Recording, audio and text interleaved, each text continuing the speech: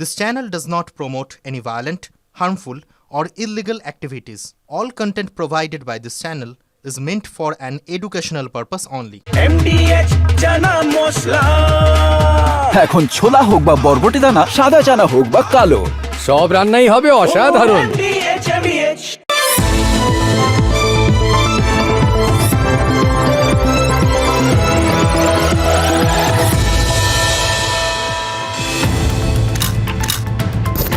We all know the great Prime Minister of the UK, and we just signed a document. This is এভাবেই দিনটা শুরু করেছিলেন Donald Trump. G7 বৈঠকে যোগ দিতে যান ট্রাম্প। সেই বৈঠকের ফাঁকে স্টারমারের সঙ্গে আলাদা করে তার কথাবার্তা হয়। ব্রিটিশ প্রধানমন্ত্রীর সঙ্গে চুক্তি সই হয়, বাণিজ্য শুল্ক সংক্রান্ত শৈশাবুদ সারেন। সেই শৈশাবুদের কথা বলতে এসেই এই অবস্থা। ট্রাম্পের হাত থেকে চুক্তির কাগজপত্র মাটিতে পড়ে যায়। সেগুলো মাটি থেকে কুড়িয়ে দেন ব্রিটিশ প্রধানমন্ত্রী। very important document. little windy out here. Give me that. We just signed it, and it's done. And so we have our trade agreement with the European Union, and it's a fair deal for both. Going to produce a lot of jobs, a lot of income. কথায় বলে না, ওই দিনের শুরুটা দেখলে বোঝা যায় দিনটা কেমন যাবে। এই দিনের শুরু দেখেই বুঝলাম দিনটা পুরোটি ছড়ানোর ওপর থাকবে আর কি। মানে দেখলেন তো, ডোনাল্ড ট্রাম্প দিনের শুরুতে যা করলেন তাকে সোজা বাংলায় বলতে গেলে তো বলতে হয় উনি ছড়ালেন। এই কানাডায় G7 বৈঠক করতে গেছিলেন। বৈঠকের ফাঁকে আলাদা করে ব্রিটিশ প্রধানমন্ত্রীর সঙ্গে তিনি আলোচনায় বসেছিলেন।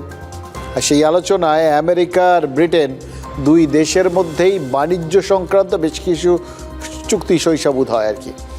সেই শৈশাবুদের কথা বলতে গিয়েই ছড়িয়ে ফেললেন কাগজপত্র।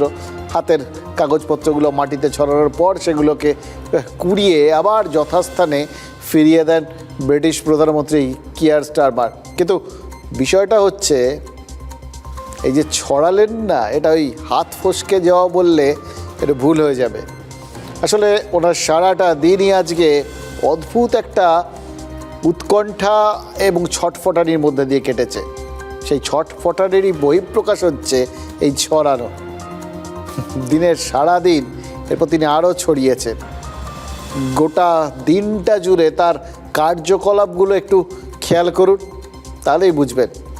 কিছুটা ছড়িয়েছেন, কিছুটা ছড়ানোর হাত থেকে বাঁচতে একটা তড়িঘড়ি ব্যবস্থা নিয়েছে। দেখুন, ডোনাল্ড ট্রাম্প কানাডার থেকে তড়িঘড়ি ফিরে এসছেন। মানে ওই G7 বৈঠকে শুরু হতে না হতেই বলা যায় ঘরের ছেলে ঘরে ফিরে গেছেন।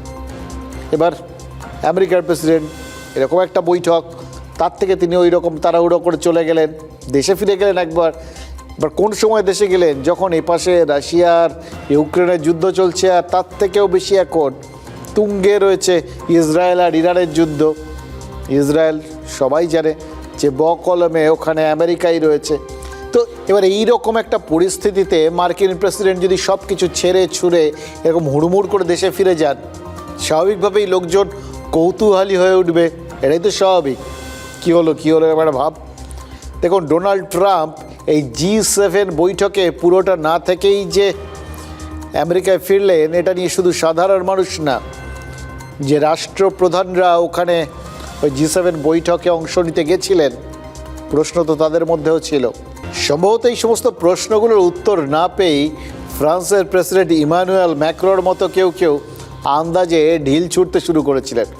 ম্যাক্রো বলে ফেলেন যে ইসরায়েল আর ইরানের মধ্যে সম্ভবত সংঘর্ষ বিরতি হতে চলেছে এবং দুদেশের মধ্যে মধ্যস্থতা করতেই হয়তো ট্রাম্প এরকমভাবে ছুট লাগালেন।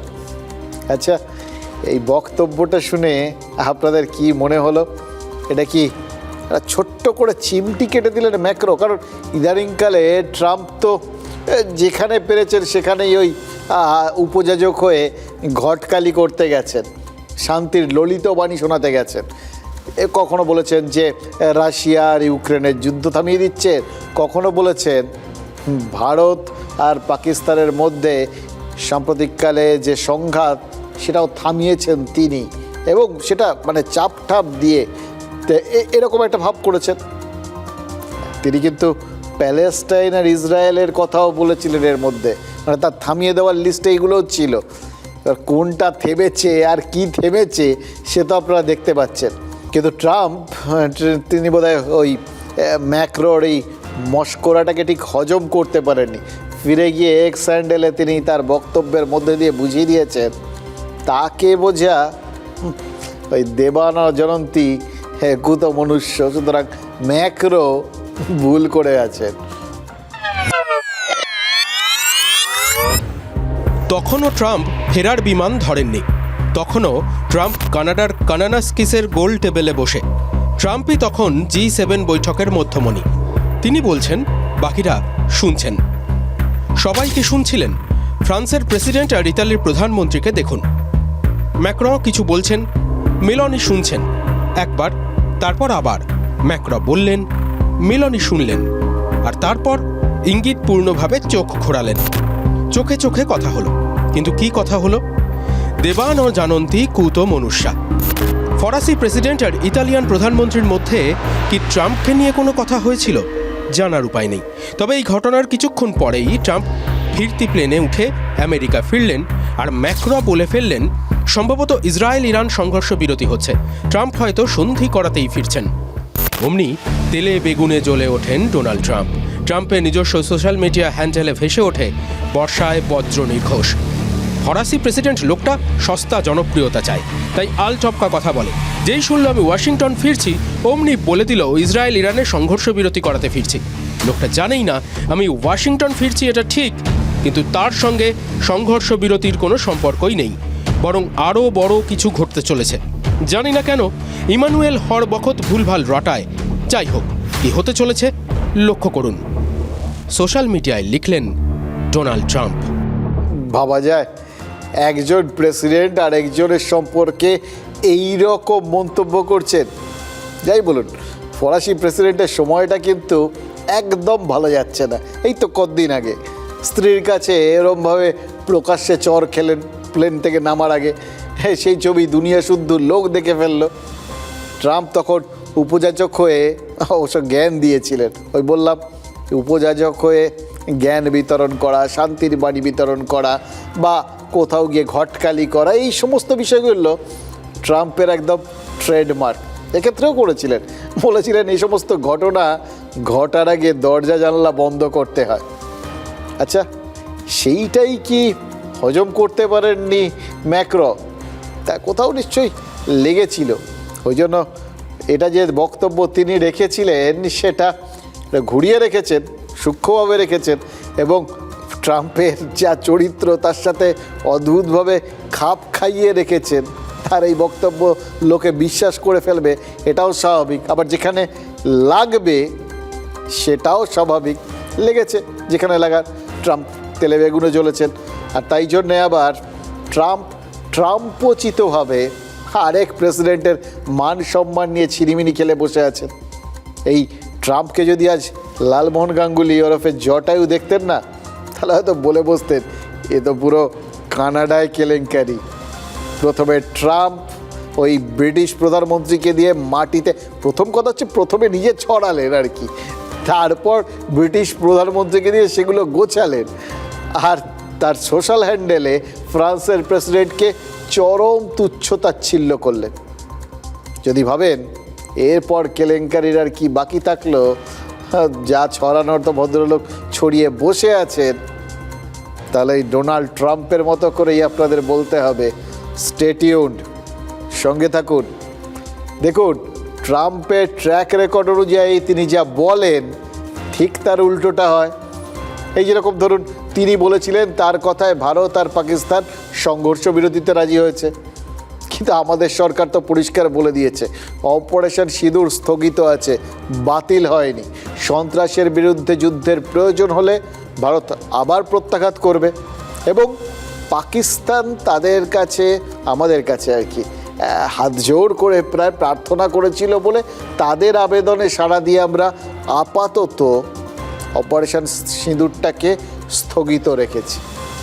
মানে গোটা বিষয়টার মধ্যে কোথাও ট্রাম্পের উল্লেখই নেই, উনি যে আদৌ এক্সিস্ট করেন, ওনার যে কোনো অস্তিত্ব আছে এই গোটা বিষয়টার মধ্যে, সেটাই ভারত জাস্ট উড়িয়ে দিয়েছে।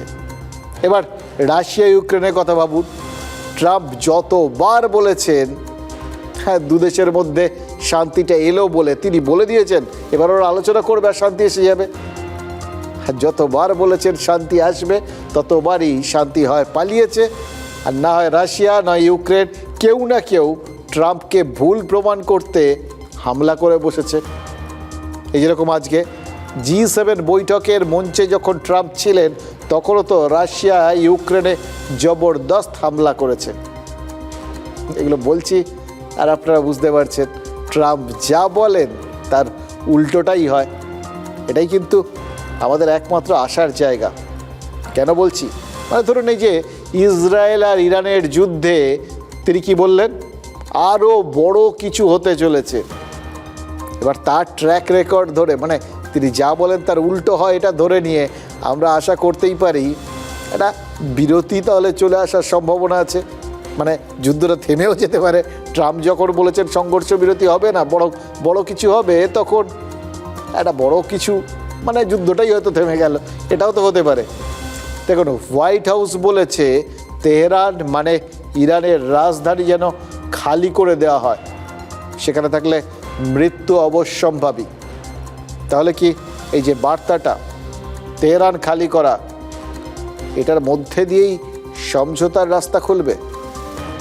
ইসরায়েলের প্রধানমন্ত্রী বেঞ্জামিন নেতানিয়াহু তিনি অবশ্য যে রাস্তা দেখিয়েছেন সেই রাস্তায় অনেক নয়, একজনেরই মৃত্যুর ইঙ্গিত আছে। দেখুন নেতানিয়াহু যুদ্ধ শেষের একটা সূত্র দিলেন, মানে একটা মৃত্যু আর সেই সঙ্গে যুদ্ধ শেষ, দুটোর ইঙ্গিত। কোন দিনে? যুদ্ধের পঞ্চম দিনে। ইসরায়েল ইরান যুদ্ধকে যদি আপনি ক্ষয়ক্ষতি দিয়ে মাপতে চান না, তাহলে কারোর মনে হতেই পারে যে ইরানের দিকেই বোধহয় পাল্লা ভারী। যেভাবে তারা ইসরায়েলের বিভিন্ন শহরে ক্ষয়ক্ষতি করেছে, এটা ভেঙে পড়ছে ওটা ভেঙে পড়ছে, ইসরায়েলের প্রতিরক্ষা মন্ত্রকের অফিস, গোয়েন্দা সংস্থা মোসাদের অফিস, সব জায়গায় যেভাবে মিসাইল টিসাইল মেরে বসে আছে বলে তারা দাবি করছে, বা যেভাবে আমরা দেখেছি ইসরায়েলের বন্দর শহর হাইফা, সেখানে একের পর এক মিসাইল গিয়ে পড়ছে, আর অনেকটা ওই পারমাণবিক বোমায় হলে যেরকম হয় সেরকম ব্যাঙের ছাতার মতো ধোঁয়া উঠছে, আগুন জ্বলছে, এগুলো তো আমরা দেখেছি। সুতরাং এর থেকে তো একটা জিনিস পরিষ্কার, ইরান মার খেয়ে গুটিয়ে যায়নি, পাল্টা মেরেছে এবং ভালোই মেরেছে। তাহলে এটাই কি তাদের এই যুদ্ধের এই মুহূর্তে স্কোরবোর্ডে তাদের তরফে এই যাবতীয় প্লাসগুলো, মাইনাস নেই? এই মাইনাসের জায়গাটাই দেখুন, মানে যে কোনো মানুষের মৃত্যু সে যে দেশেরই হোক, সেটা কিন্তু খারাপ লাগার একটা জায়গা তৈরি করে। এই যে শহর বা বন্দরের ক্ষয়ক্ষতি, এর বাইরে গিয়ে যদি আপনি মৃত্যুর হিসেব কষেন, তাহলে আপনাকে স্বীকার করতেই হবে ইসরায়েল অনেক এগিয়ে। এই যুদ্ধের লক্ষ্য যদি প্রতিপক্ষের সৈন্য সামন্ত সেনাপতিকে খতম করা হয়, তাহলে যুদ্ধ শুরুর মুহূর্ত থেকে ইসরায়েল কিন্তু যাকে যাকে মারবে ভেবেছে তাকেই মেরেছে, একদম সুনির্দিষ্টভাবে মেরেছে। আর নিজেদের দেশে প্রাণহানি সেভাবে ঘটতে দেয়নি। খেয়াল করে দেখুন, প্রথম ঝটকাতেই ইরানের সেনাবাহিনীর প্রধান, তাদের রেভলিউশনারি গার্ডের সর্বোচ্চ নেতা এবং তার সঙ্গে কয়েকজন বিজ্ঞানী, মোট 11 জনকে হত্যা করেছিল ইসরায়েল। তাতেই তারা থামেনি। এবার তারা ওই শূন্য পদে যিনি বসেছিলেন ইরানের সেনাবাহিনীর প্রধানের শূন্য পদে, সে নতুন আর্মি চিফ আলী সাদমানিকেও হত্যা করেছে। ইসরায়েলের দাবি মঙ্গলবার রাতে তাদের বায়ুসেনা যে হামলা চালায় তাতেই নাকি ইরানের আর্মি জেনারেল সাদমানির মৃত্যু হয়। কিন্তু সেখানেই কি সব শেষ? না, ইসরায়েলের হিট লিস্ট যে এখানেই শেষ নয়, তাদের লক্ষ্য যে আরও উঁচুতে, সেটা তো নেতানিয়াহুর কথা থেকেই পরিষ্কার। মাত্র 3 দিন আগে এই আলী সাদমানিকে যিনি ইরানের সেনাবাহিনীর দায়িত্ব দিয়েছিলেন, সে আয়াতুল্লাহ আল খামনেইকে হত্যা করলেই যে যুদ্ধ থামবে, এই পশ্চিম এশিয়ায় শান্তি আসবে, সেটাই তো দাবি করে বসলেন ইসরায়েলের প্রধানমন্ত্রী। খামনেই ইরানের সর্বোচ্চ ধর্মীয় নেতা। এমন একজন নেতার মৃত্যুতে যে কোনো ধর্মান্ধ দেশেই পরিস্থিতি আরও জটিল হওয়ার কথা। যে কোনো দেশই তাদের সর্বোচ্চ নেতাকে হারালে বদলার জন্য ফুঁসে উঠবে, এবং একজন নেতা গেলে তার জায়গায় যে আরেকজন আসবেন, এটাই তো স্বাভাবিক। আর ইরানের মতো দেশে একজনের জায়গায় আরেকজন যখন আসবেন, তিনিও তো একই লক্ষ্যে ঝাঁপাবেন। এটাই যখন স্বাভাবিক, তখন নেতানিয়াহুর এই দাবিটা কি প্রমাণ করছে? তাহলে কি ধরে নিতে হবে যে ইরানে ক্ষমতার পালাবদলই ইসরায়েলের আসল লক্ষ্য? সেই জন্যেই তারা মনে করছে যে একবার খামনেইকে শেষ করতে পারলেই, নিকেশ করতে পারলেই তাদের টার্গেট ফুলফিল হয়ে যাবে, বদল আসবে এবং তার সঙ্গে শান্তি আসবে। এই শান্তি আসবে, এই বক্তব্যটা খুব ইম্পর্টেন্ট। কেন? যিনি আসবেন তিনি কি যাবতীয় কথাবার্তা মেনে নেবেন? এইটাই হচ্ছে আসল প্রশ্ন। পরমাণু পরীক্ষা নিরীক্ষার কথা টথা এগুলো আসলে ছুতো। কিছু একটা বলে যুদ্ধ শুরু করতে হয় বলে ওসব কথাই কি বলা হয়েছিল? আসল লক্ষ্য কি ছিল? খামনেইকে খতম করে ইরানে একটা পছন্দসই বাধ্য ছেলের শাসন ব্যবস্থা কায়েম করা, যাকে উঠতে বললে উঠবে, বসতে বললে বসবে। এইরকম বসংবদ পাওয়া গেলে তো শান্তি আসবেই। কিন্তু তাহলে তো আরও একটা প্রশ্ন উঠবে, ইরানে ক্ষমতার পালাবদল ঘটানোটা আসলে কার উদ্দেশ্য? ইসরায়েলের উদ্দেশ্য নাকি আমেরিকার উদ্দেশ্য? ইসরায়েল কি আসলে মুখ? আসলে তার পেছনে আসল ব্যক্তিটা কি তাহলে আমেরিকা? এই নেতানিয়াহুকে যদি আমেরিকার মুখপাত্র ভাবেন, বা যদি ভাবেন ইসরায়েলকে ছায়ার মতো অনুসরণ করা, তাদের রক্ষা করাটাই যে কোনো মার্কিন প্রেসিডেন্টের দায় এবং দায়িত্ব, তারা তো স্বীকার করতেই হবে নেতানিয়াহু সেটাই বলেছেন বা করছেন যেটা তাকে দিয়ে আমেরিকা বলাচ্ছে বা করাচ্ছে। ইরানের পালাবদলই কি আমেরিকা ইসরায়েলের মূল লক্ষ্য? আমেরিকাপন্থী কাউকে ইরানের সিংহাসনে বসানোরই কি ছক রয়েছে? এখানেই উঠে আসছে রেজা পেহলভির নাম। কে ইনি? ইরানের নির্বাসিত যুবরাজ। ইরানের ইতিহাসে একটু নজর রাখলে বিষয়টা স্পষ্ট হবে। 1978 সাল পর্যন্ত ইরানে পেহলভি সাম্রাজ্য ছিল। 1978 সালে ইসলামী বিপ্লবে পেহলভি সাম্রাজ্যের পতন হয়। মোহাম্মদ রেজা পেহলভি ইরানের শেষ শাহ। 1979 সালে ইরানের সুপ্রিম লিডার পদে বসেন আয়াতুল্লাহ রুহুল্লাহ খোমেনি। 1981 সাল থেকে 1989 পর্যন্ত ইরানের প্রেসিডেন্ট ছিলেন আলী খামেনেই। রুহুল্লাহ খোমেনির মৃত্যুর পর 1989 থেকে আলী খামেনেই ইরানের সুপ্রিম লিডার, অর্থাৎ 36 বছর ধরে ইরানের শাসন ক্ষমতা খামেনেইয়ের হাতে। মোহাম্মদ রেজা পেহলভি ছিলেন আমেরিকাপন্থী। আয়াতুল্লাহ শাসনে আমেরিকার সঙ্গে ইরানের সম্পর্কের অবনতি হয়, বরং দিনে দিনে চীনের সঙ্গে ইরানের সম্পর্ক মজবুত হয়েছে। খামেনেই খুন হলে বা দেশ ছাড়া হলে পেহলভিদের বংশধর নির্বাসিত যুবরাজ রেজা পেহলভি দেশে ফিরতে পারেন। I think as a result of the regime being decapitated and weakened more than ever, it's an opportunity for the Iranian people to finally liberate themselves, provided of course that this time the world doesn't sit idle and demonstrate vividly that beyond just imposing sanctions or what have you. আমেরিকার সমর্থন পেলে ইরানের কুশিতে আবার ফিরতে পারেন পেহলভিরা। পালা বদলের এই নকশা কি আদৌ বাস্তবায়িত হবে? দেখুন, তর্ক যুক্তির ধার ধারে না, তাই তর্কটা আপাতত তোলা থাক। আমরা পরপর কিছু যুক্তি সাজাই। ইসরায়েল ইতিমধ্যেই দাবি করেছে যে তারা এর আগে খামেনেইয়ের ওপর হামলার পরিকল্পনা করেছিল, কিন্তু ট্রাম্প সায় না দেওয়ায় কাজটা অসমাপ্ত রয়ে গেছে। শুনে মনে হচ্ছে না আমেরিকা, ইসরায়েল আর ইরান একটা অদ্ভুত ত্রিভুজ, যাদের কেমিস্ট্রি শুধু অদ্ভুত না, রহস্যজনকও বটে। দেখুন, ইরানে একটা নির্বাচিত সরকার থাকলেও সেটা তো নামকাও আসতে থাকে। আসল শাসন ক্ষমতা ওই সর্বোচ্চ ধর্মীয় নেতার হাতে। ঐতিহাসিকভাবে যে ধর্মীয় শাসক আমেরিকার বিরোধী, এবার যদি এখন খামেনেইকে সরিয়ে ইরানে ফের শাহী শাসন মানে রাজ পরিবারের শাসন প্রতিষ্ঠা হয়, তাহলে কি হবে? হয়তো সেটাই হবে যেটা ওই বাংলাদেশ বা সিরিয়ায় হয়েছে। বাংলাদেশে কী হয়েছে মনে আছে আপনাদের? ওই গত বছর গণ অভ্যুত্থানের নাম করে শেখ হাসিনা নির্বাচিত সরকারের বিরুদ্ধে আন্দোলন হয়েছিল। আর সেই সরকারকে উৎখাত করে মোহাম্মদ ইউনূস অন্তর্বর্তী সরকার তৈরি করেছিলেন। আর তারপর কি হয়েছে? অভিযোগ উঠেছে রাষ্ট্রপুঞ্জের কথায় ইউনূস নাকি চট্টগ্রাম থেকে মায়ানমার পর্যন্ত মানবিক করিডোরের জন্য জায়গা দিচ্ছেন।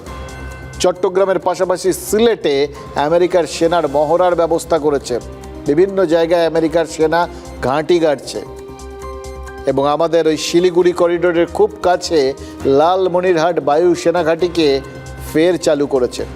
এবার সেই ঘাঁটির থেকে আমেরিকা, চীন না পাকিস্তান কার বিমান উঠবে তা নিয়ে এখন সংশয় রয়েছে। সিরিয়ায় কী হয়েছে? গত বছরের শেষের দিকে সিরিয়ায় বাশার আল আসাদের সরকারের পতন হয়েছে। আর তার বদলে যিনি সিরিয়ায় ক্ষমতায় এসছেন তিনি কে? আহমেদ আল শারা ওরফে মোহাম্মদ আল জাওলানি। ভাবছেন তো একটা লোকের দুখানা নাম কি করে হয়? হয় মাথার উপর আমেরিকা থাকলে বহু কিছু সম্ভব হয়। এখানে দুটো নাম, কোন ছাড়? এখন যিনি সিরিয়ার প্রেসিডেন্ট সেই আল শারা ছিলেন আল কায়দার জঙ্গি, তখন তার নাম ছিল আল জাওলানি। তাকে ধরে দিতে পারলে $1 কোটি পুরস্কার দেবে বলে ঘোষণা করেছিল আমেরিকা। আর সেই লোকটাই নাম বদলে যখন আল শারা হয়ে সিরিয়ার ক্ষমতায় বসলো, তখন তার সঙ্গে দেখা করলেন কে? না ডোনাল্ড ট্রাম্প। আর শুধু যে দেখা করলেন তা তো নয়, হাত পর্যন্ত মেলালেন আর বললেন আল শারার হাতেই সিরিয়া নিশ্চিন্ত। ভাবতে পারছেন? বাংলা একটা প্রবাদ আছে না, শেয়ানে শেয়ানা চেনে, এই ব্যাপারটা হচ্ছে তাই।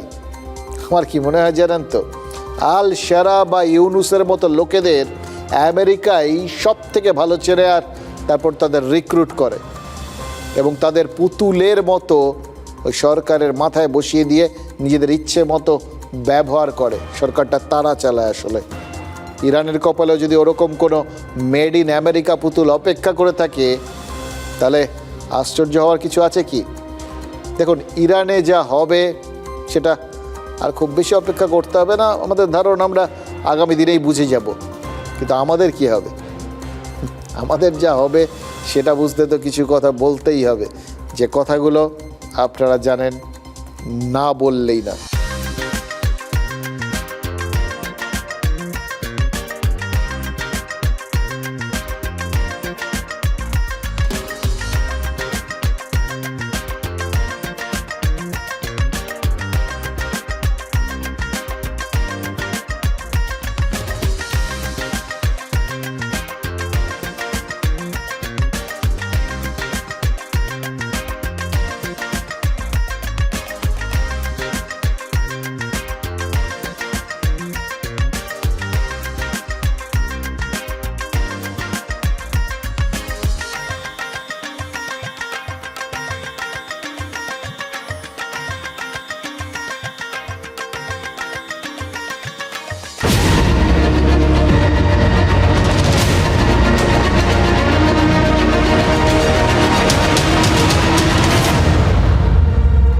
শুনলেন গানটা?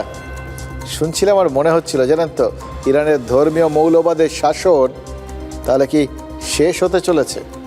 ইসরায়েলের তরফে তো দাবি করা হচ্ছে যে শুক্রবারের মধ্যেই নাকি আকাশ পরিষ্কার হয়ে যাবে।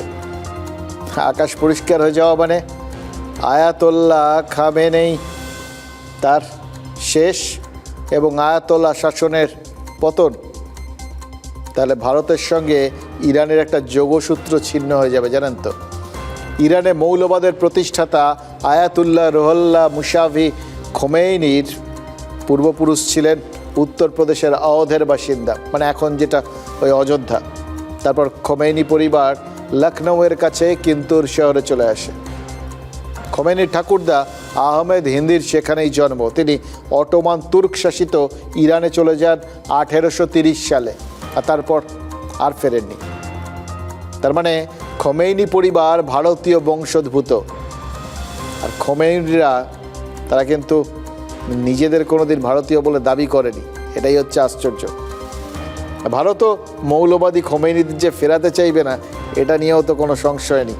তবে ইরানে যদি এমন কোনো মানুষ থাকেন যিনি ভারতীয় বংশোদ্ভূত, তাহলে সেই পরিবার কিন্তু চাইলে আর্মেনিয়ার সীমান্তের দিকে এগোতে পারে। কাগজপত্র যদি দেখিয়ে দিতে পারে তাহলে ভারত ফিরিয়ে আনবে। এই মুহূর্তে ভারতের যে 10,000 ছাত্রছাত্রী ইরানে আটকে রয়েছেন তাদের ভারতীয় দূতাবাসের সঙ্গে যোগাযোগ করতে বলা হয়েছে আর আর্মেনিয়ার সীমান্তের দিকে যেতে বলা হয়েছে। সেখান থেকেই উদ্ধার করে দেশে ফেরানো হবে। আপনাদের বলছিলাম না, যাওয়ার জায়গা হয় আজারবাইজানের দিকে যেতে হবে অথবা অন্য কোনো দিকে, কিন্তু যে জায়গাটায় মানে তুর্কমেনিস্তানের দিকে, এই আজারবাইজান তুর্কমেনিস্তান এই দুটো দেশের সঙ্গে ভারতের যা সম্পর্ক, ভারত এদের ওপর ভরসা রাখতে পারেনি, সেই জন্যই আর্মেনিয়া।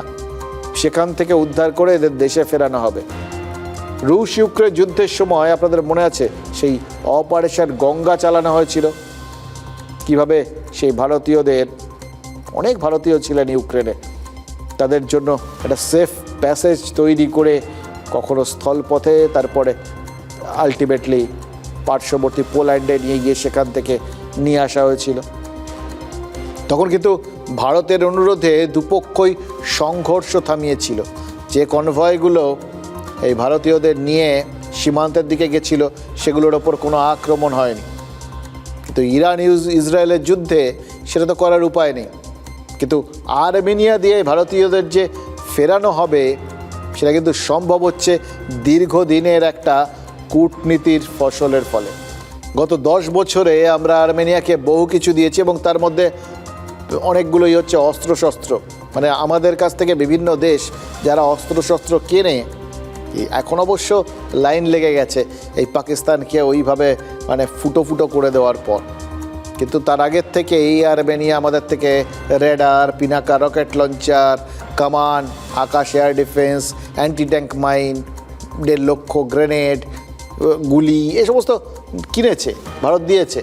আর শুধু তাই নয়, আর্মেনিয়ার অটোমান তুর্কিরা আর্মেনিয়া যে গণহত্যা করেছিল সেটাকেও গণহত্যা বলে স্বীকৃতি দিয়েছে ভারত।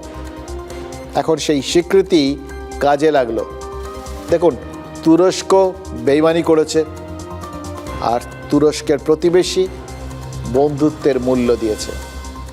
রিসেপ তাইপ এরদোগানের পরিস্থিতি খুব শিগগিরই জাস্টিন ট্রুডোর মতো হবে না তো?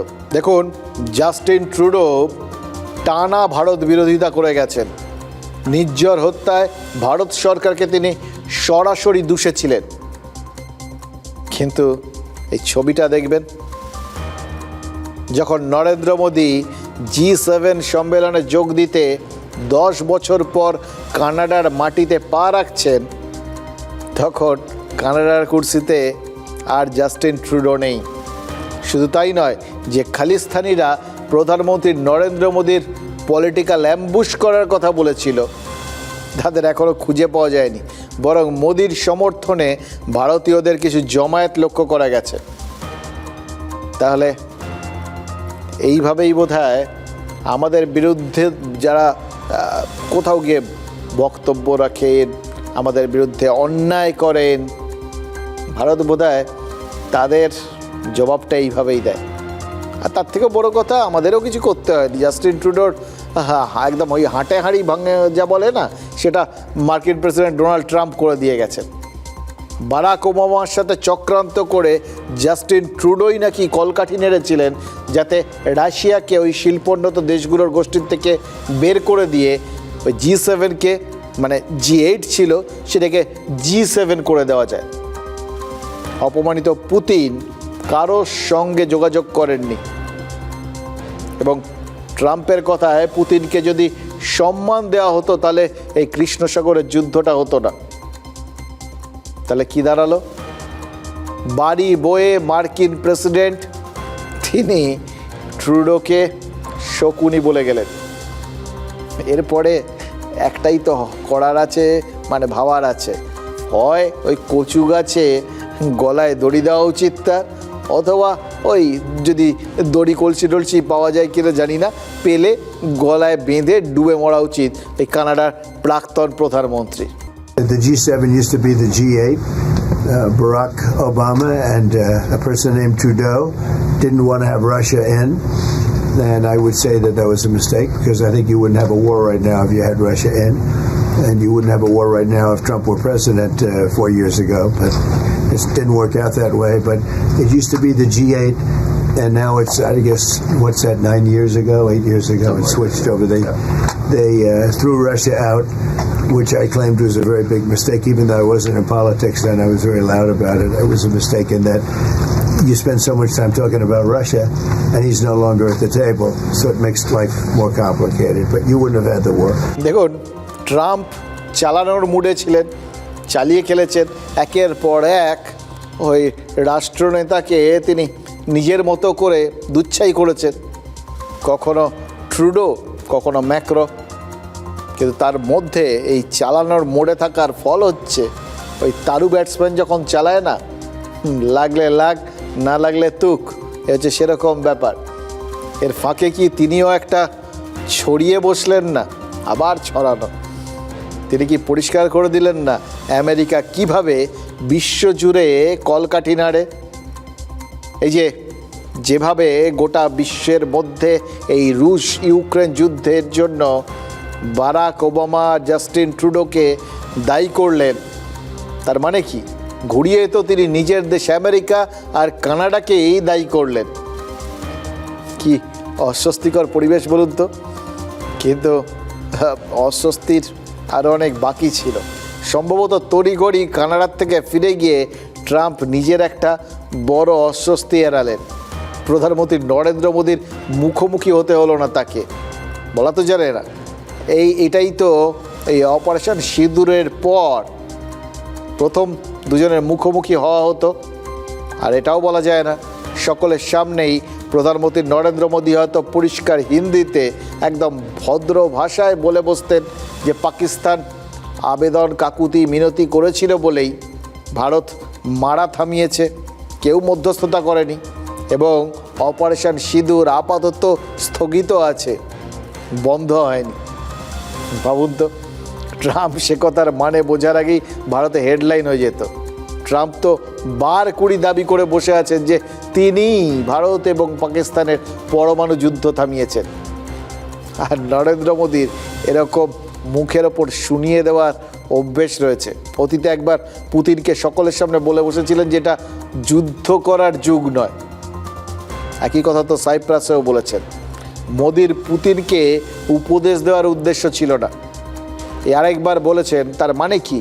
আসলে এটা আমাদের দেশের দর্শন, এটা পশ্চিমী বিশ্বকে ভারতের তরফ থেকে বার্তা দেওয়া। দেখুন, মোদী শিল্পোন্নত দেশগুলোতে পারলে আরও 2-4 কথা তো শুনিয়ে দিতে পারেনি, কারণ শোনানোর তো রসদ আছে, প্রেক্ষাপট আছে। রাশিয়ার থেকে যখন ভারত তেল কিনতে শুরু করেছিল তখন তো কত নীতিবাক্য শুনতে হচ্ছে ভারতকে, ঘুরিয়ে হুমকিও ছিল তার মধ্যে। ভারত নাকি যুদ্ধে অর্থ যোগাচ্ছে, সব নাকি অন্যদের দোষ, আর নিজেদের বেলা আটিসুটি। G7 কি করলো? যৌথ ঘোষণায় বলা হলো ইরানই যত নষ্টের গোড়া, আর ইসরায়েলের নাকি ইরানকে হামলা করার মানে আত্মরক্ষা করা, এবং তার সম্পূর্ণরূপে তার অধিকার রয়েছে আক্রমণ করার। ভাবুন তো, পশ্চিমীদের দ্বিচারিতা কোন লেভেলে যেতে পারে, তারিফ করার মতো মশাই। আর ইসরায়েল ইরান যুদ্ধে ভারতের নিরপেক্ষ অবস্থানের যারা সমালোচনা করেছিলেন তাদের কি হলো? সেই পাকিস্তান আর বাংলাদেশ, তাদের নিজেদের অবস্থান কোথায়? ইরান নাকি পাকিস্তানের ভাই, কত ঐক্যের বাণী প্রচার হলো। আর যেই ইরানের এক কমান্ডার বললেন পাকিস্তান বলেছে ইসরায়েলে পরমাণু হামলা চালাবে, ব্যাস সব দম শেষ।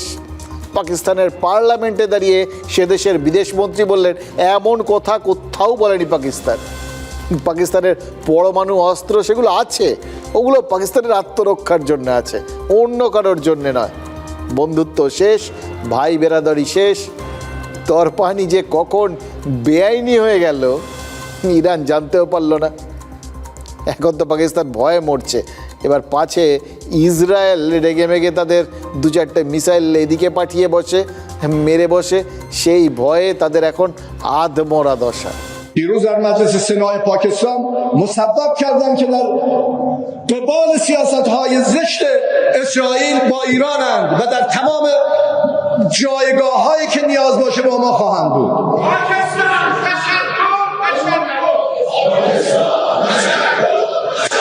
जनरल्स को कोट करके कि जी पाकिस्तान ने ये कहा है कि अगर इसराइल ने हमारे ऊपर न्यूक अटैक किया तो पाकिस्तान इसराइल के ऊपर न्यूक्लियर हमला कर देगा।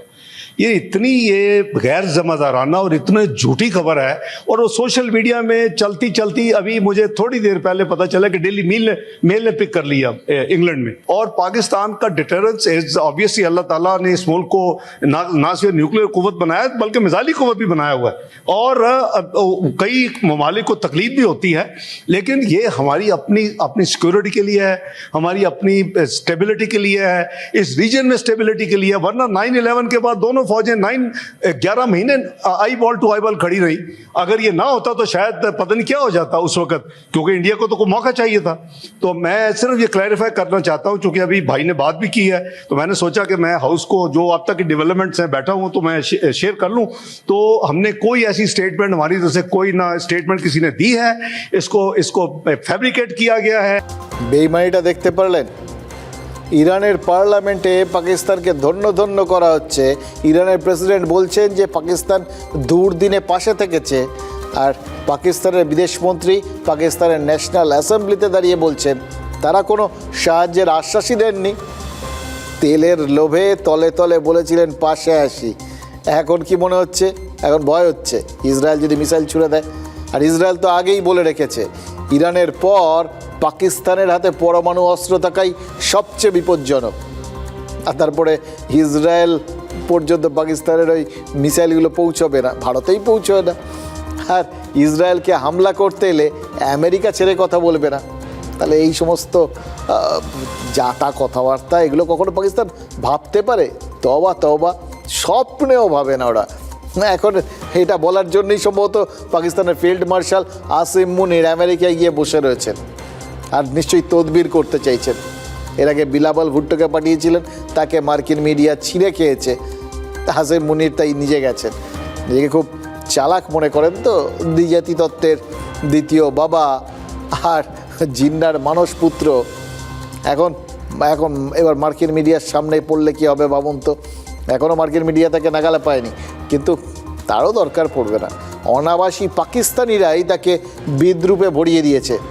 ওই বললেন যে ভারত আর ইসরায়েল দুজনকে এক ব্র্যাকেটে এবার দাঁড় করিয়ে দিয়েছে পাকিস্তান, দিয়ে বলেছে ওরা নাকি পাকিস্তানে হামলা করার জাস্ট সুযোগ খুঁজছে, করতে পারছে না কারণ পাকিস্তান বিরাট শক্তিশালী। অথচ এখনও নিজেরা ফুটো খুঁজে বেড়াচ্ছে কোথায় কোথায় ভারত বেড়ে গর্ত করে দিয়েছে তাদের দেশে, আর বড় বড় কথা বলে যাচ্ছে। এই জন্যই পাকিস্তানিরা বিদ্রুপ করে, জানেন তো। তারপর ইমরান খানকে জেলে তো এই আসিম মুনিরই পুড়ে রেখেছে।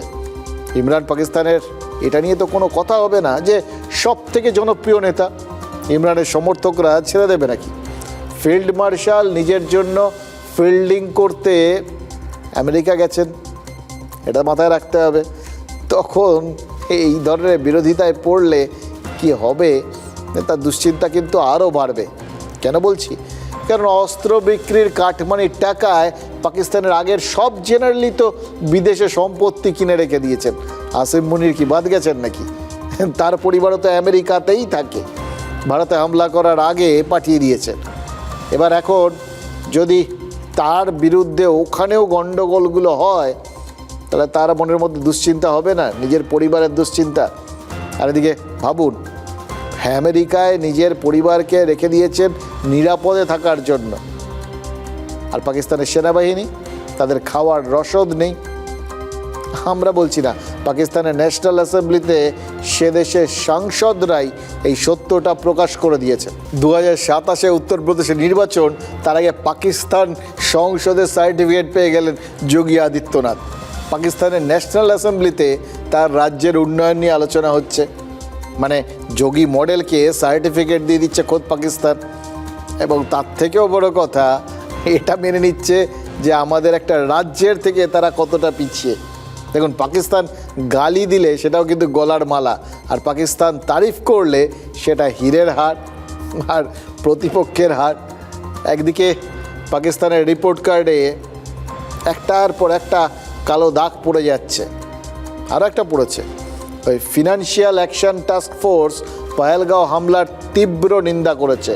এই FATF সার্টিফিকেট পেলে তবে ঋণ আর আর্থিক অনুদান পাওয়া যায়। জঙ্গি যোগ যদি থাকে তাহলে FATF-এর ধূসর তালিকায় চলে যায় কোনো দেশ। তার ভাবছেন তো পাকিস্তান কোথায় আছে? অতীতে ধূসর তালিকাতেই ছিল, ইদানিং হাতে পায়ে ধরে বেরিয়েছে, কারণ ধার ছাড়া তাদের আর গতি নেই। কিন্তু বাংলাদেশ কোথায় যাবে? পশ্চিমী ডিপ স্টেট যেদিন ইউনুসের মাথার ওপর থেকে হাতটা সরিয়ে নেবে তখন তাদের কি হবে? আপাতত ইউনুস আর তার মোল্লা বন্ধুদের 16 কলা পূর্ণ হয়েছে।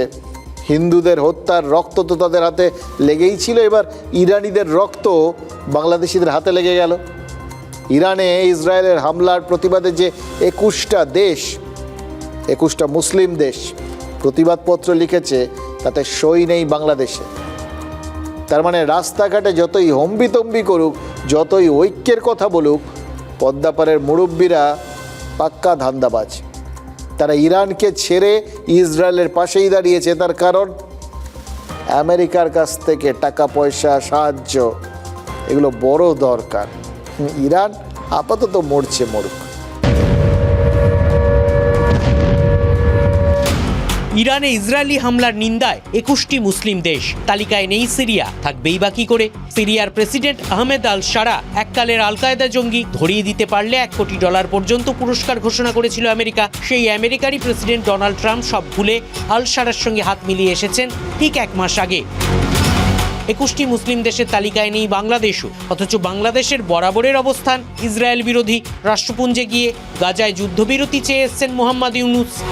ফিলিস্তিনের জনগণের উপর চলমান নৃশংসতা, বিশেষত নারী এবং শিশুদের সাথে প্রতিনিয়ত যে নিষ্ঠুরতা বিশ্ব দেখাচ্ছে, তা থেকে নিস্তারের জন্য বাংলাদেশ অনতিবিলম্বে সম্পূর্ণ যুদ্ধবিরতির আহ্বান জানাচ্ছে।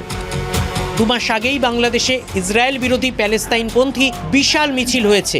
কাতারে কাতারে মৌলবাদী রাস্তায় নেমে নেতানিয়াহুর মুণ্ডপাত করেছেন। অভিবাসন দপ্তরের নিয়ম পাল্টে বাংলাদেশিদের ইসরায়েলে যাওয়া আটকে দিয়েছেন ইউনুস। ভিসা নীতিতে লেখা হয়েছে ইসরায়েল বাদে। বাংলাদেশের চ্যানেল মাত্রেই ইসরায়েল বিরোধী খবরে ভরপুর। আশীর্বাদ ধন্য মোহাম্মদ ইউনুসও। আমেরিকা চেয়েছিল বলেই ইউনুস এখনও বাংলাদেশের মুখ্য উপদেষ্টার পদে বসে। তবে কি আমেরিকার ভয় গুটিয়ে ইউনুসের বাংলাদেশ? প্রশ্নটা উঠছে বাংলাদেশের অন্দরেই। দেখুন, দুর্জনের অজুহাতের তো অভাব হয় না। আমি নিশ্চিত এখন ইউনুস বলবেন আমরা তো ধর্মনিরপেক্ষ দেশ, আমরা তো মুসলিম কান্ট্রি নই, তাই জন্য আমরা সই করিনি।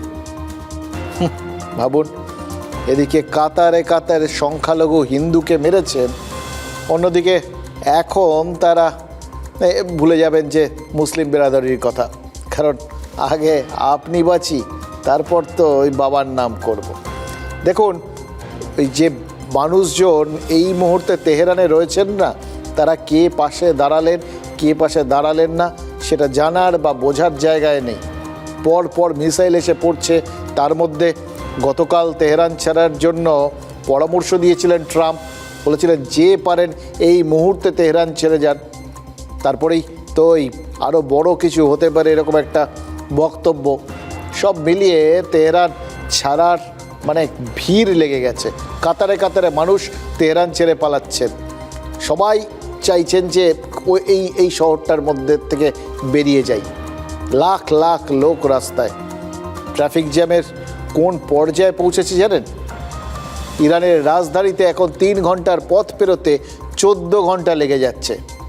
সরকারি হিসেবে তেহরানে 90,39,000 বাসিন্দা রয়েছে, মানে প্রায় 1 কোটি। এই 1 কোটি মানুষই রাতারাতি শহর ছেড়ে চলে যেতে চাইছেন, ওই শহরটার থেকে বেরোতে চাইছেন। ফলে যা হওয়ার তাই হচ্ছে। দেখুন, তেহরানের মানুষ প্রাণ নিয়ে বাঁচতে চাইছেন, পালাতে চাইছেন, কিন্তু বাংলাদেশিরা তারা কেন বাংলাদেশ থেকে আমাদের বাংলায় আসছেন? কিসের লোভে? কোন প্রশ্রয়? যারা অবৈধভাবে এপারে আসছে তাদের তো ধরতে ধরপাকড় চলছে। অবৈধ বাংলাদেশিদের খুঁজে বের করে পুশব্যাক চলছে। কিন্তু সেটা করতে গিয়ে পশ্চিমবঙ্গের বাঙালিরাও কি ঘাড় ধাক্কা খাচ্ছেন না? গত কয়েক দিনের ঘটনাগুলোর পর বিষয়টা কিন্তু আর এড়ানো যাচ্ছে না। একের পর এক বাঙালি পরিযায়ী শ্রমিককে মুম্বইয়ের মতো শহর থেকে পাকড়াও করে পুশব্যাক করা হয়েছে বলে অভিযোগ। হ্যাঁ, তারা এদেশের বাসিন্দা। বাঙালি কি ফের একবার ওই ভিটে মাটি ছাড়ার আতঙ্কে থাকবে? কেন করছি প্রশ্নটা? করছি কারণ গতকাল কোচবিহার পুলিশ 4 বাঙালিকে বাংলাদেশ থেকে ফিরিয়ে এনেছে। এই বৈধ বাঙালিদের পুশব্যাক করা হয়েছিল বলে অভিযোগ পেয়েছিল কোচবিহার প্রশাসন। তারপর পরিযায়ী সেই শ্রমিকদের বাড়িতে গিয়ে তথ্য সংগ্রহ করে বিএসএফের সঙ্গে যোগাযোগ করা হয়েছিল। তারপর ওই 4 জন ঘরে ফিরতে পেরেছে। এদের বাড়ি মুর্শিদাবাদের বেলডাঙ্গা, হরিহরপাড়া, ভগবানগোলায়।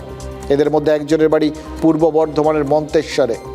তালিকায় বনগাঁর একজন বাসিন্দাও আছে। যেহেতু এরা প্রত্যেকেই বাঙালি, বাংলা ভাষায় কথা বলেন, তাই জন্য নাকি এদের সন্দেহজনক লেগেছে পুলিশের। এইটাই মহারাষ্ট্র পুলিশের এদের ধরে নিয়ে গিয়ে বাংলাদেশে পুশব্যাক করার একমাত্র কারণ। এই অভিযোগটা কারা করছেন জানেন? যাদের পুশব্যাক করা হয়েছিল তারাই। মানে সোজা কথায় দেশ থেকে ঘাড় ধাক্কা দিয়ে বার করে দেওয়া হয়েছিল তারা। কেন এমনটা হবে বলুন তো? কয়েকজনকে হয়তো ফেরানো সম্ভব হলো, কিন্তু সবাই যে ফিরে এসছেন, এর বাইরেও যে কোনো বাঙালিকে, মানে এপার বাংলার, এদেশের বাঙালি, এদেশের নাগরিককে ঘাড় ধাক্কা দিয়ে বার করে দেওয়া হয়নি, তার কোনো গ্যারান্টি আছে? বাগদার এক পরিযায়ী শ্রমিক স্ত্রীকে সঙ্গে নিয়ে মহারাষ্ট্রে কাজের জন্য গেছিলেন। পরিবার দাবি করেছে সমস্ত বৈধ নথি থাকা সত্ত্বেও মহারাষ্ট্রের পুলিশ পুশব্যাক করে দিয়েছে। এখানেই তো প্রশ্নটা, কেন বাঙালি হলেই বাংলাদেশি বলে সন্দেহ করা হচ্ছে? কেন বাংলায় কথা বললেই বাংলাদেশি বলে ভেবে নেওয়া হচ্ছে? বৈধ নথি থাকতেও কেন সেগুলোকে অবৈধ বলে ভাবা হচ্ছে? এখানেই হয়তো আমাদের একটু লজ্জায় পড়ার বা দুশ্চিন্তায় পড়ার জায়গাটা তৈরি হয়ে যাচ্ছে। এই প্রশ্নগুলো যত জোরালো হবে, ততই কিন্তু বাঙালি ফের একবার ঘর ছাড়া হওয়ার আতঙ্কে ভুগবে। এই আতঙ্কটা গ্রাস করেছে ঘরে ফেরা বাঙালিদের, আর এই আতঙ্কটা গ্রাস করতে পারে যারা এখন ঘরে রয়েছে সেই বাঙালিদেরও। মুম্বাই মহারাষ্ট্রে পুলিশ কি বলছে, বাঙালি মানেই বাংলাদেশি। এনারা আমাদেরকে বাড়ি পাঠাচ্ছে, আমাদের খুব ভালো লাগছে। তা না হলে আমরা তো হয়তো জীবনে বাঁচতেই পারতাম না। বাংলাদেশের বিডিআররা গুলি মারতো, নাই তো সারা জীবন জেলে পচতে হতো। তার সমস্ত রকম ডকুমেন্টস আছে, বৈধ ডকুমেন্টস থাকা সত্ত্বেও মুম্বাই পুলিশ কিভাবে বিএসএফ এর মাধ্যমে বাংলাদেশে পাঠিয়ে দিল। পরিযায়ী শ্রমিক হিসাবে আজকে কেন বা কী কারণে ভারতবর্ষে শুধুমাত্র নামের ভিত্তিতে বা একটা সম্প্রদায়ের ভিত্তিতে বাংলাদেশে প্রমাণ করতে চাইছে, এটা একটা তদন্ত হওয়া দরকার। প্রশাসন দ্রুত ব্যবস্থা নিক, বা আমাদের মন্ত্রী লেভেল থেকেও দ্রুত ব্যবস্থা নিক, যে এটা এই যে বাঙালি বিদ্বেষ এটা শেষ হোক, মানুষ সুস্থভাবে বাঁচুক। 5 মাস আগে মুম্বাই গিয়েছিল। 10 তারিখে ফোন করলো আমার কাছে রাত 2টার সময়, বাবা আমাকে তুলে নিয়ে গেছে মুম্বাই পুলিশ। আমার কেন তুলে নিয়ে গেছে? বলছে বাংলাদেশ বলে তো আমাদেরকে তুলে নিয়ে গেছে। তো বাংলা ভাষা বলে এইটাই হলো মেন জিনিস। বলে বাবা আমার কাছে ডকুমেন্টস পাঠাও। আমি ডকুমেন্টস সব মুম্বাই পুলিশকে পাঠিয়েছি। পাঠানোর সত্ত্বেও আমার ছেলেকে কুচব্যাক করেছে। আমি 2 দিন ধরে কোনো খোঁজ পাই না আমার ছেলের। দেখুন, যাদের এইটা শুনে আশ্চর্য লাগছে তাদের জানিয়ে দিই, যখন ওই অপারেশন সিঁদুর চলছিল না, তখন আমাদের যে রিপোর্টার ওই রাজস্থান সীমান্তে গেছিলেন খবর করতে, তাকেও কিন্তু রাজস্থান পুলিশ ধরেছিল এবং তাদের মনে হয়েছিল যে এর মুখানে কোনো গণ্ডগোল থাকতে পারে। কারণ বাঙালি, বহু কাঠখড় পুড়িয়ে তারপর তাদের বোঝাতে হয়েছিল যে না, ব্যাপারটা সেরকম না, তিনি ভারতবাসী, তিনি ভারতীয়। দেখুন, গতকাল বিষয়টা নিয়ে বিধানসভায় সরব হয়েছেন মুখ্যমন্ত্রী মমতা বন্দ্যোপাধ্যায়। তার অভিযোগ, যেখানে ডবল ইঞ্জিন সরকার, সেখানে বাংলায় কথা বললেই কেন পুশব্যাক হচ্ছে? বৈধ বাঙালিকে বাংলাদেশে পুশব্যাক কে করছে? মুখ্যমন্ত্রীর নিশানা বিজেপির দিকে, অর্থাৎ বিজেপি বাঙালি এবং বাংলা বিরোধী। এটাই মূল বক্তব্য শাসকের। 21-এর বিধানসভা আর 24-এর লোকসভা, এই দুটো নির্বাচনের প্রচারেই তৃণমূলের হাতিয়ার কী ছিল? বলা হয়েছিল বিজেপি বহিরাগতের দল। বিজেপি নেতারা পরিযায়ী। এবার পরিযায়ী বাঙালিদের পুশব্যাকের ফলে 26-এর ভোটের আগে পুরনো অস্ত্রকে নতুনভাবে ব্যবহারের একটা সুযোগ পেয়ে গেলেন তৃণমূল নেত্রী। পরিযায়ী বিষয়টা তৃণমূলের কাছে কিন্তু শুভ বলে মনে হয়, জানেন তো। কিন্তু এই ঘটনা যদি তৃণমূলের কাছে প্লাস পয়েন্ট হয়, তাহলে তো তার পেছন পেছন মাইনাস পয়েন্টটাও ধাওয়া করছে। সেটাকে এড়ানো যাবে? কেন প্লাস পয়েন্ট, এটা খুঁজতে গেলেই তো মাইনাস পয়েন্ট বেরিয়ে আসছে। কেন বাংলা ভাষায় কথা বললে, কেন বাংলার মানুষ হলে বাঙালিকে বাংলাদেশি বলে ভাবা হচ্ছে? এই প্রশ্নটা করলে তো উত্তরে নিউটন দাস চলে আসছে। জুলাই আন্দোলনে অংশ নেওয়া বাংলাদেশি নিউটন এপারে এসে তৃণমূল নেতাকে ধরেছিলেন, অথবা তৃণমূল নেতা দেবাশিস দাস নিউটনকে ধরেছিল। হাতাতেই বাংলাদেশি নিউটনের ভোটার, আধার সব কার্ড তৈরি হয়ে গেছিল। বাংলায় পরিচয়পত্র যে পাওয়া সোজা, এখানে যে গাদা গাদা বাংলাদেশি এসে সমস্ত নথিপত্র বানিয়ে নিয়েছে, এটা তো পরিষ্কারভাবে সামনে চলে এসছে। তাই জন্য ওই সবাই আশ্চর্য হচ্ছিলেন না যে আমাদের সমস্ত বৈধ নথি আছে, সেগুলো দেখানোর পরেও কেন মানছে না। যেখানে নথি পাওয়া নিয়েই সংশয় তৈরি হয়েছে, যেখানে নথিগুলোই ভুলভাবে পাওয়া, নথিগুলো ঠিকঠাক কিন্তু অন্যায়ভাবে দেয়া হয়েছে, এই প্রচারটা চারপাশে ছড়িয়ে গেছে, গোটা দেশের মানুষ বিশ্বাস করতে শুরু করেছে। তাই জন্যই কি বাঙালির বৈধ নথিতেই সন্দেহ হচ্ছে? আর শুধু কি নিউটন দাস, আজাদ মল্লিক, তিনি তো বাংলাদেশ হয়ে এদেশে আসা পাকিস্তানি, বাংলাদেশিও না। গোটা উত্তর 24 পরগনা জুড়ে একের পর এক ঠিকানা, ভোটার, আধার কার্ড সব ছিল। আর শুধু আজাদ নয়, বাংলার ভোটার তালিকায় এরকম অবৈধ ভিনদেশির সংখ্যা কত কেউ জানেন না। এক একজন এক একটা ধাপে তদন্ত করছে একটা এজেন্সি, আমরা একটু একটু করে জানতে পারছি। এবার যেমন ইডি নির্বাচন কমিশনকে জানিয়েছে সংখ্যাটা 75-এরও বেশি। এবার এদের থেকে বাঙালিকে কিভাবে আলাদা করবেন, মানে আমাদের এপার বাংলার ভারতীয় বাঙালিদের? বাংলাদেশি আর পশ্চিম বাংলার বাঙালি স্বভাবে, ভাষায়, খাদ্যাভ্যাসে প্রায় এক। তাই কি মুড়ি মিছরি আলাদা করতে গিয়ে বিভ্রান্তি হচ্ছে? নাকি যে পরিস্থিতিটা তৈরি হয়ে গেছে তার জন্যই বাঙালি এখন, সব বাঙালি এখন অস্তিত্বের সংকটে ভুগতে চলেছে? কি আমার পরিচয়, এটা বলে তো খুঁজে বেড়াতে হবে এরপর হাতড়ে হাতড়ে। আমি কে? আমি ভারতীয় তো? এই প্রশ্ন তো বারবার যে কোনো লোকের, যে কোনো বাঙালির সামনে এসে দাঁড়াতে পারে। তৃণমূল বলছে এটা রাজনৈতিক চক্রান্ত। এবার চক্রান্ত বলুন বা বাস্তব, আসল বিষয়টা তো বিপদে পড়েছে বাঙালিরা। আগুন মণ্ডলকে মনে আছে? জলঙ্গির ঘোষপাড়া অঞ্চলের যুব তৃণমূল কংগ্রেসের সভাপতি, বাংলার যুব নেতা, অথচ বাবা মা সবাই বাংলাদেশি। তালিকা অনেক লম্বা। মালদার রশিদাবাদের পঞ্চায়েত প্রধানের কথা মনে আছে? ভোটে জিতে প্রধান হয়েছিলেন, পরে জানা গেল তৃণমূলের সেই লাভলি খাতুন আসলে বাংলাদেশি নাসিয়া শেখ। তার বিরুদ্ধে তো তৃণমূলেরই হেরে যাওয়া প্রার্থী তিনি অভিযোগ করেছিলেন।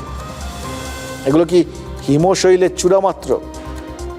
আলো রানী সরকার তো আরও এক ধাপে গিয়ে গেছিলেন। 21-এর বিধানসভা ভোটে বনগাঁ দক্ষিণে তৃণমূলের প্রার্থী ছিলেন, ভাগ্যেই সেরে গেছেন। পুনর্নির্বাচনের দাবিতে আদালত পর্যন্ত চলে গেছিলেন তিনি, আর সেই মামলাতেই জানা গেল তিনি আসলে বাংলাদেশি। ভোটে হারার পর তৃণমূল তাকে বসিয়ে রাখেনি, সসম্মানে কলেজের পরিচালন সমিতির সভাপতি করেছিল। তার মানে পরিচয়পত্র পাওয়া, ভোটে দাঁড়ানো, কলেজের পদ পাওয়া, এসব বাংলাদেশিদের কাছে জল ভাত। এবং এইটুকুনিতে কি আরও আছে, কলেজের প্রফেসর হয়ে যেতে পারেন। টাটকা উদাহরণ শান্ত ভৌমিক ওরফে সায়ন, উত্তরবঙ্গ বিশ্ববিদ্যালয়ের মাস কমিউনিকেশনের গেস্ট ফ্যাকাল্টি, ফ্ল্যাট ট্যাট কিনে সংসার পেতে বসেছিলেন। পরে জানা গেল ইনিও অবৈধ বাংলাদেশি। ভোটার কার্ড, আধার কার্ড সব পাওয়ার পাশাপাশি বাংলায় চাকরিও পেয়ে গেছেন। বিশ্ববিদ্যালয় কর্তৃপক্ষ অভিযোগ পেশ হবে তদন্ত শুরু করতে যাচ্ছিল। ব্যাস ফুরুত কাকদ্বীপের নিউটন দাসের মতো শান্ত ভৌমিকও উড়ে গেছেন। ইমেলে বিশ্ববিদ্যালয়কে জানিয়ে দিয়েছেন তিনি আর পড়াবেন না, বিরাট উপকার করেছেন, বাংলাদেশে চলে গেছেন। শান্ত ভৌমিক কি বাংলাকে বড় একটা শিক্ষা দিয়ে গেলেন? নিউটন, শান্ত, আজাদ বা লাভলি খাতুন এদের জন্যই কি সব বাঙালিকে আজকে বাংলাদেশি ভাবা হচ্ছে? এদের জন্যই কি পরিচয়পত্র থাকলেও বাঙালির একটা কথা, বাঙালির পরিচয়টাকেই অবিশ্বাস করা হচ্ছে? তাহলে ভুল ভাবার দায়টা যতটা ভিন রাজ্যের পুলিশের, ততটা কিন্তু আমাদেরও, এবং তার সাথে আর খানিকটা লজ্জাও যোগ করুন। পুলিশকে জানিয়ে দিয়েছি, একটা ডিপার্টমেন্টে ছিল যেটা ইলিগাল, এবং তাকে 48 ঘন্টা সময় দেওয়া হয়েছিল। সে দেখা করেনি, না দেখা করে মেল করে জানিয়ে দিয়েছে যে আমি বাংলাদেশে চলে যাচ্ছি। আমরা শান ভৌমিক বলে জানি, এইখানকার ভোটার প্যান আধার সব আছে, প্রুফ দেখেই তাকে ফ্ল্যাট আর কি ওইভাবে কথাবার্তা হয়েছে। এখানে একজন আছে সায়ন ভৌমিক, আমাদেরকে নাম দিয়েছে সায়ন ভৌমিক। শান্ত বলে কোনো রেকর্ডে নাই, আমার কাছে আছে সায়ন ভৌমিক। এলাকায় দেখা যাচ্ছে না। একজন অনুপ্রবেশকারী শুধু নন, তিনি জাল সার্টিফিকেট বানিয়েছেন, বিশ্ববিদ্যালয়ে গেস্ট ফ্যাকাল্টি হিসেবে কাজ করেছেন। অনুপ্রবেশকারীদেরকে ভারতীয় বানানোর যে কারখানা পশ্চিমবঙ্গে তৈরি করেছেন, তার একটা উদাহরণ মাননীয় গৌতম দেব মেয়র সাহেবের ওয়ার্ডে সামনে এসছে। আমার কোনো নলেজই ছিল না, সিপি সাহেবের সাথে কথা বলবো যে এটা পুঙ্খানুপুঙ্খ তদন্ত করে দেখা উচিত। আর এগুলো তো সব সেন্ট্রাল গভর্নমেন্টের ডকুমেন্টস, এগুলো পুঙ্খানুপুঙ্খ দেখে আইনত যা ব্যবস্থা নেওয়া সেই ব্যবস্থা। কি বুঝলেন? যেটা বোঝার, যেটা হয় তাই হচ্ছে। বিজেপি বলছে তৃণমূলের দায়, আর তৃণমূল বলছে বিজেপির দায়। আর দায় ভারটা, এই ভারটা আপনার আমার মতো বাঙালির ঘাড়ে চেপেছে। আজ সুকান্ত মজুমদার একটা ভিডিও পোস্ট করছে, তাতে দেখা যাচ্ছে একদল স্থানীয় মানুষ রাস্তায় বাঁশ ফেলে প্রতিবাদ দেখাচ্ছেন, আর উল্টো দিকে হুড খোলা গাড়িতে রয়েছেন মন্ত্রী ফিরহাদ হাকিম, সাংসদ আবু তাহের, জুন মালিয়ারা। কেন বিক্ষোভ? কিসের প্রতিবাদ? কালীগঞ্জের উপনির্বাচনে প্রচার করতে গেছিলেন ফিরহাদ হাকিম। দিনের পর দিন রাস্তা খারাপ, তাই পুর আর নগর উন্নয়ন মন্ত্রীকে হাতের কাছে পেয়ে হাতে গরম উগরে দিয়েছিলেন জনতা। মন্ত্রী যাচ্ছেন, রাস্তা খারাপের খবর নিশ্চয়ই ছিল না, থাকলে খানাখন্দ নিশ্চয়ই ভরাট হতো।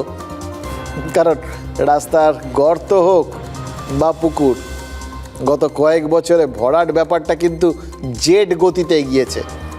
সিরিয়াসলি, এই ভাটপাড়ার কথা ধরুন, মাত্র 1 বছরে 35টা পুকুর নাকি ভরাট হয়ে গেছে। ভাবুন তো, এই ভরাট ব্যাপারটাকে যদি উন্নয়ন হিসেবে ধরেন না, তাহলে উন্নয়নের গতিটা কি বুঝতে পারছেন? মুশকিল শুধু একটাই, জানেন তো, এই ভাটপাড়ার পুকুর ভরাট বা গুলশন কলোনির জলাশয় বোঝানো সবই হচ্ছে, কিন্তু কেউ কিচ্ছু জানতে পারছে না।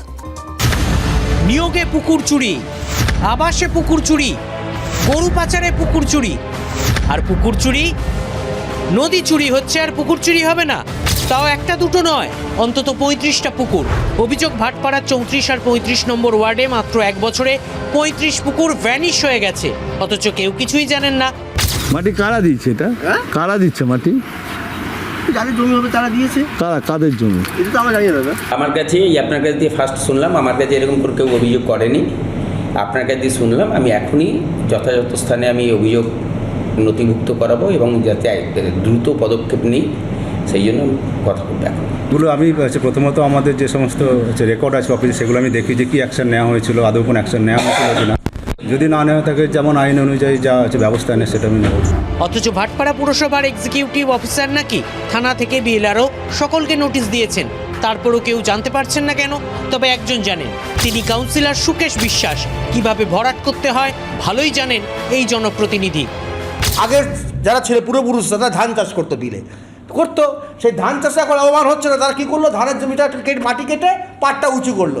উঁচু করার পর কী হয়ে গেল, ওটা ভেরি হয়ে গেল, 2 ফুট জল, মাছ চাষ করলো। সেই মাছ চাষ করে এখন সে জল হাই ড্রেন হয়ে যাওয়ার, জল পাচ্ছে না, কী করবে তখন? আর জমিটা ফেলে রাখবেন, তখন ওই পাটটা আবার কেটে আবার লেভেল করে দিল, অমনি আপনারা বলছেন পুকুর। 23 নম্বর ওয়ার্ডের নেহরু মার্কেটের কাছেও পুকুর ভরাট হচ্ছে বলে অভিযোগ, কিন্তু মাত্র 1 বছরে কিভাবে 35টা পুকুর ভরাট? তথ্য বলছে 2 বছরে 3 জন বিএলআরও বদল হয়েছেন ব্যারাকপুর ব্লক 1-এ। মুখ্যমন্ত্রীর হুঁশিয়ারি, পুকুর হোক বা নদী, চুরি করা চলবে না। কথাটা কি ব্যারাকপুরে পৌঁছলো না? চেয়ারম্যান হোক বা চেয়ারম্যান হোক বা কাউন্সিলর হোক বা সিআইসি হোক, এভরিবডি মমতা ব্যানার্জি অনুপ্রেরণায় সব কাজ করছে। সরকার, এই পৌরসভা এবং থানা প্রশাসন এটা একেবারে চোখ বুজে রয়েছে। এতগুলো পুকুর ভরাট হয়ে গেল, থানা প্রশাসনের বিএলআর দপ্তরে কোনো হুঁশ নেই, থানার কোনো হুঁশ নেই, পৌরসভার কোনো হুঁশ নেই। আসলে এখান থেকে সব পেছন দরজা দিয়ে কামাই আছে। এখানে তৃণমূল কংগ্রেস একটা শপিং মল খুলেছে, আপনি টাকা দিন সব বিক্রি হবে। পুকুর বুঝবে সেখানে, টাকাই ওখানে সর্বস্ব হয়। এটা অসাধারণ, কিন্তু এইরকম যুক্তিটা অবশ্য অভিযোগ থাকলেই যেখানে অভিযুক্ত বলা যায় না, সেখানে পুকুর মানে যে জমি হবে সেটাই তো স্বাভাবিক। পুকুরের মানে জলাশয় ভরাট করলেও সুতরাং সেটাকে পুকুর ভরাট বলা যাবে না, ওটাকে জমি ভরাট বলতে হবে। বুঝতে পেরে গেছি। আচ্ছা, কোন পুকুর মহাশূন্যে থাকে বলতে পারবেন? মানে পুকুর, খাল, বিল, নদী, এমনকি মহাসমুদ্র সবার তলাতে, সে যত তলাতেই থাক, আলটিমেটলি তো জমি আছে। সুতরাং সেটা সবই জমি ভরাট, যদি ভরাট হয়। যেটা জানা গেল না আসলে ওই পুকুরের তলায় বা ওপরে কোথায় জল কোথায় মাটি যাই থাক, আসলে পুরোটাতেই টাকা আছে। বলে না, টাকা মাটি, মাটি টাকা।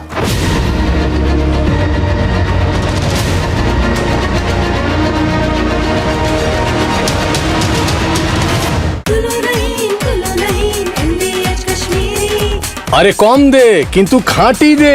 MDH কাশ্মীরি লাল লঙ্কার গুঁড়ো।